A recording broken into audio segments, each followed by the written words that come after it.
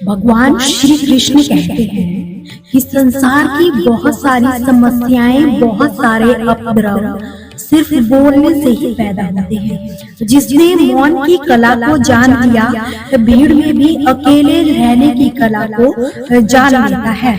एकांत में तो आदमी स्वर्ग में ही होता है। दूसरों की उपस्थिति ही बेचैनी पैदा करती है। कामयाब होना है तो ये बात गांठ बांध लो कि पांव भले ही फिसल जाए मगर जुबान कभी नहीं फिसलनी चाहिए। अपने परिवार को मालिक नहीं माली बनकर संभालिए। जो ध्यान तो सभी का रखता हो मगर अधिकार किसी पर भी ना जताता हो। श्री कृष्ण कहते हैं कि अगर कोई मौका दे तो उसे धोखा मत देना, और अगर कोई धोखा दे तो उसे दोबारा मौका मत देना। मिलावट का दौर है ये साहब, हाँ में हाँ मिला दिया करो, संबंध लंबे समय तक बने रहेंगे। दीपक इसलिए भी वंदनीय है क्योंकि वह दूसरों के लिए जलता है, दूसरों से नहीं जलता। खुद की कमजोरी को जान लेना भी दुनिया की सबसे बड़ी ताकत होती है। चलने की कोशिश तो करो, यहाँ दिशाएं बहुत है। रास्तों पर बिखरे कांटों से मत डरो, आपके साथ दुआएं बहुत है। जो चाहा वो मिल जाना सफलता है, जो मिला है उसको चाहना प्रसन्नता है। जिंदगी का सबसे खूबसूरत पौधा विश्वास का होता है, जो जमीन में नहीं दिलों में उगता है। बदला लेने की नहीं बदलाव लाने की सोच रखो। समझदार व्यक्ति वो नहीं जो ईंट का जवाब पत्थर से दे, समझदार व्यक्ति तो वो है जो फेंकी हुई ईंट से आशियाना बना दे। जब आप ऊंचाइयों की सीढ़ियां चढ़ रहे हो तो पीछे छूटे लोगों से बहुत अच्छा व्यवहार करना, क्योंकि उतरते समय यही सभी रास्तों में फिर मिलेंगे। श्री कृष्ण कहते हैं तुम किसी का कुछ मत बिगाड़ना, मैं तुम्हारा कभी कुछ बिगड़ने नहीं दूंगा। जीवन में खुश रहना है तो स्वयं को एक शांत सरोवर की तरह बनाओ, जिसमें कोई अंगारा भी फेंक दे तो खुद ही ठंडा हो जाए। भागवत गीता में श्री कृष्ण ने कहा है किसी के भी मन की बात जानने के बहुत से तरीके होते हैं, लेकिन इन तरीकों को समझना अति आवश्यक होता है। यदि आप इन तरीकों को समझ जाते हैं तो आप किसी के भी मन की बातों को बड़ी ही आसानी से समझ लेते हैं। मनुष्य के सारे संबंधों का आधार है अपेक्षा। मनुष्य उसी से प्रेम कर पाता है जो उसकी अपेक्षा को पूर्ण कर पाता है, परंतु अपेक्षा की नियत ही है भंग होना। कैसे? क्योंकि अपेक्षा मनुष्य के मस्तिष्क में जन्म लेती है। कोई अन्य व्यक्ति उसकी अपेक्षाओं के बारे में जान ही नहीं पाता। पूर्ण करने की इच्छा भी हो तब भी मनुष्य किसी की अपेक्षाओं को पूर्ण ही नहीं कर पाता, और वहां से जन्म लेता है संघर्ष। सारे संबंध संघर्ष में परिवर्तित हो जाते हैं, पर मनुष्य अपेक्षा की संबंध को आधार ना बनाए और स्वीकार करे केवल संबंध का आधार, तो क्या ये जीवन स्वयं ही सुख और शांति से नहीं भर जाएगा? आप स्वयं विचार कीजिएगा। श्री कृष्ण कहते हैं जो होता है अच्छे के लिए होता है।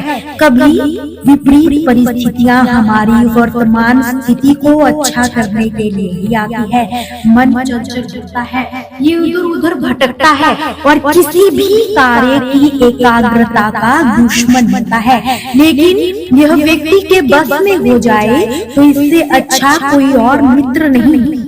इसलिए मन को एकाग्र करना जरूरी है, और उसे एकाग्र करने के लिए थोड़े से प्रयास और अभ्यास की जरूरत होती है। भगवान कहते हैं कि मेरे लिए ना कोई घृणित है, ना कोई मित्र, ना कोई प्रिय, ना कोई निर्धन, ना कोई धनी, बस जो भक्ति भाव के साथ मुझे याद करता है मैं उनका हूँ और वो मेरे हैं। श्री कृष्ण ने कहा है दुनिया से क्या लेना है और दुनिया को क्या देना है। कोई ना किसी को कुछ दे पाया है, ना ही कुछ ले पाया है।